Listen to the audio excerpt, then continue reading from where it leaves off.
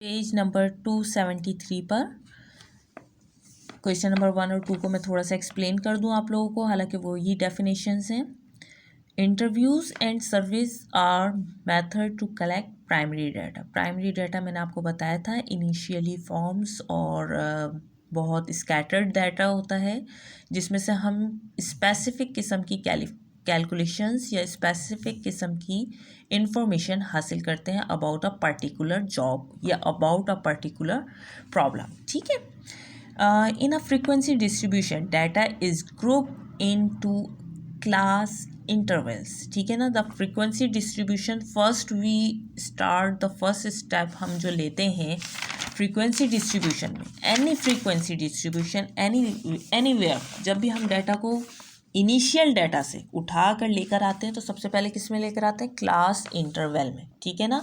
Class interval में दो बहुत इंपॉर्टेंट चीज़ें होती है, एक होती है लोअर क्लास लिमिट एंड एक होती है अपर क्लास लिमिट। ठीक है ना। लोअर क्लास लिमिट बताती है कम से कम वैल्यू क्या होगी और अपर क्लास लिमिट बताती है ज़्यादा से ज़्यादा वैल्यू क्या होगी। ओके, ठीक है। पॉइंट टू बी नोटेड, हम इस अपर क्लास लिमिट और लोअर क्लास लिमिट से मज़ीद भी बहुत सारी चीज़ें फाइंड आउट कर सकते हैं, वो हम आगे डिस्कस करेंगे, क्वेश्चन नंबर 3 में आएंगी। ठीक है।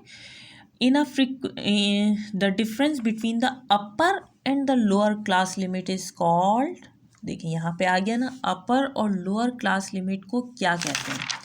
तो जो डिफरेंस है, यानी 40 में से मैं माइनस कर दूँ 30, 50 में से मैं माइनस कर दूँ 40, 60 में से माइनस कर दूँ 50, यानी जो इसका डिफरेंस आएगा, जो डिफरेंस ऑफ 10 नंबर आ रहा है या कहीं पर डिफरेंस ऑफ 1 नंबर आ रहा है, ठीक है ना, तो उसको हम क्या कहते हैं? क्लास हाइट कहते हैं। इसके बहुत सारे नाम हैं, इसे रेंज भी कहते हैं, इसे क्लास हाइट भी कहते हैं, इसको और भी पर्टिकुलर बहुत सारे नामों के साथ पुकारा जाता है। ठीक है।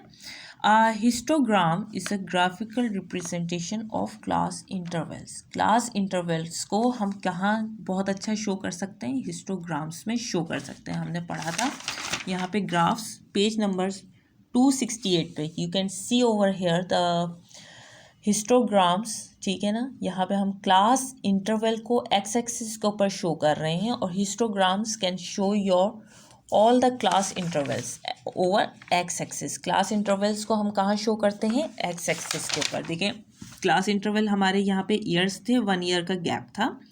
ठीक है। और वो हिस्टोग्राम्स हमने कहाँ शो किए हैं? यहाँ पे एक्स एक्सिस पे शो किए। राइट, आगे आ जाते हैं। The dash is the most frequently occurring value in the data set. ठीक है ना। मोड, वो फ्रीक्वेंसी जो डाटा सेट में बार बार रिपीट हो रही होगी, उसे हम क्या कहेंगे? मोड। मोड की डेफिनेशन ओवर द पेज है। Mode is the value that is represented the most number of time in the data set. Data set में जो वैल्यू बार बार रिपीट हो रही होती है उसे हम क्या कहते हैं? मोड कहते हैं। ठीक है ना। अब आप यहाँ पे भी देख सकते हैं 51, 55, 53, 56, 57, 59, 65, 62, 55, 60 था। ठीक है ना। इसमें जो अगर मैं अरेंज करके देखूँ तो 55 पहले शुरू में दिया हुआ था और 55 अगेन दिया हुआ था, तो मैंने क्या कहा कि 55 2 टाइम्स है, तो लिहाजा ये क्या है? मेरा मोड है।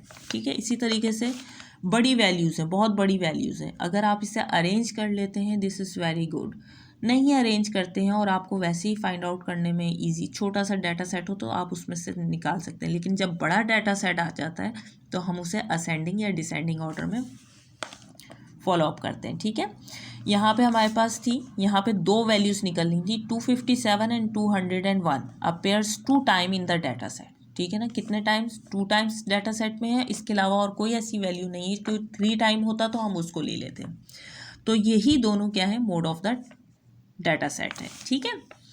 ओके, नीचे आ जाते हैं हम। The mean is calculated by dividing the sum of the values by the number of the values. सीधी सीधी बात है, 3 नंबर हैं या 4 नंबर हैं या 5 नंबर हैं, तो हम क्या करेंगे? उन पाँचों का सम ले लेंगे, उसे डिवाइड कर देंगे उन पाँच की वैल्यू से, क्योंकि 5 नंबर है तो हम 5 से डिवाइड कर देंगे।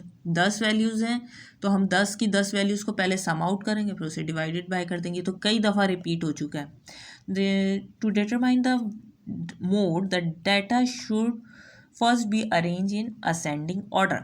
उसने देखें यहाँ पे बात कितनी ब्रीफ कर दी है, और ये बात बिल्कुल ट्रू है कि मोड फाइंड आउट करने के लिए हमसे गलती ना हो जाए या हमारी मिस्टेक ना हो जाए, तो हम क्या करते हैं, डाटा को असेंडिंग या डिसेंडिंग ऑर्डर में कर देते हैं। तो एक नंबर जो होता है वो एक पॉइंट पे 2 दफ़ा 3 दफ़ा या 5 दफ़ा रिपीट हो रहा होता है। बहुत बड़ी कैलकुलेशंस में मोड को फाइंड आउट करने के लिए हम डाटा सेट को अरेंज करते हैं, तो वो हमारे लिए ईजी हो जाता है मोड फाइंड आउट करना। ठीक है।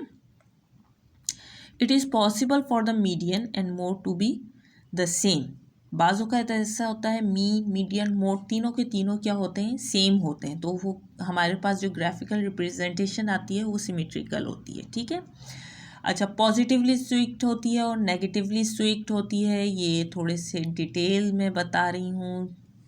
सिमेट्रिकल अगर मैं आपको बताऊँ थोड़ा सा, सिमेट्रिकल शेप होती है यूँ। ठीक है। पॉजिटिवली स्विक्ट होगी तो सॉरी बहुत अरसे के बाद बना रही हूँ, तो ये थोड़ा सा मेरे से चेंज हो गया। पॉजिटिवली स्विक्ट है और नेगेटिवली स्विक्ट होगी, ये मैं एडिशनल बता रही हूँ। ठीक है, ये आपका इसमें इंक्लूडेड नहीं, ये नेगेटिवली स्विक्ट है। ठीक है। तो अगर हमारा मीन मीडियन मोड किसी मोड से मीन से अगर किसी तरफ जा रहा है, कभी कम ज़्यादा होता है, तो ये पॉजिटिवली या नेगेटिवली स्विक्ट बनता है, वरना सिमेट्रिकल बनता है। ठीक है। तो आगे आ जाते हैं हम। It is possible for the median mode for the same, yes, हाँ ये सेम भी हो सकता है। मीन मीडियन मोड सेम होंगे तो हमारी कौन सी आएगी, ये वाली कंडीशन आएगी, बिल्कुल सिमेट्रिकल आएंगे। ठीक है ना। अच्छा, frequency is the number of time a data value appears in a class. Frequency क्या होती है, मैंने आपको बताया था कि फ्रीक्वेंसी क्या होती है, हम नंबर ऑफ डाटा वैल्यूज़ को फाइंड आउट करते हैं in the raw data to maintain a class interval. हम एक क्लास इंटरवल सबसे पहले एक क्लास इंटरवल बनाते हैं, फिर उसकी जितनी भी फ्रीक्वेंसी हमें रॉ मटेरियल से आ रही होती है, हम उसको क्या करते हैं, उसको फ्रीक्वेंसी दे के उसको डाटा सेट में डाल देते हैं। फ्रीक्वेंसी का मतलब है तादाद।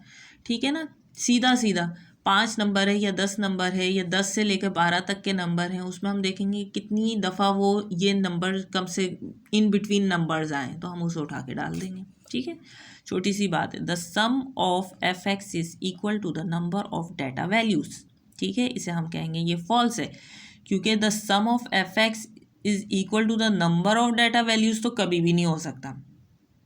The sum of F X is equal to the number of data values. ठीक है ना, क्योंकि frequency the sum of numbers उसने कहा है, उसने ये नहीं कहा कि एफ एक्स की अगर हम बात करते तो हाँ the F X is the number value, क्योंकि जो नीचे का नंबर होता है that is equal to N. ठीक है, लेकिन the sum of F X ऊपर वाले की जब हम बात कर रहे हैं तो this is not equal to the value, क्योंकि अगर आप यहाँ पे थोड़ी सी फ्रीक्वेंसी डिस्ट्रीब्यूशन को देखें, इसे हम कंसीडर करेंगे जब हमारे क्वेश्चन आएंगे। ठीक है, हमारे पास एक्स गिवन था, फ्रीक्वेंसी गिवन थी, हमने कैलकुलेशन में एफ एक्स यानी एफ को मल्टीप्लाई किया एक्स से कई जगह पे। ठीक है ना, एफ एक्स करने के बाद हमारे पास ये कंडीशन आ गई। ठीक है ना, इसका सम 43 इक्वल हो सकता है 20 के। The sum of frequency is 20, तो sum of frequency with the source कभी भी आपका एफ एक्स इक्वल नहीं होगा एफ एक्स के, तो ये हमारे पास वैल्यू गलत है। उसने कहा है सम ऑफ एफ एक्स, यानी सम ऑफ एफ एक्स जो है वो इक्वल नहीं हो सकता सम ऑफ एफ के। सम ऑफ डाटा वैल्यूज़ यहाँ पे इसे कहते हैं सम ऑफ डाटा वैल्यूज़, इसको हम कहेंगे सम ऑफ डाटा वैल्यूज़। ठीक है, अच्छा जी आगे आ जाए।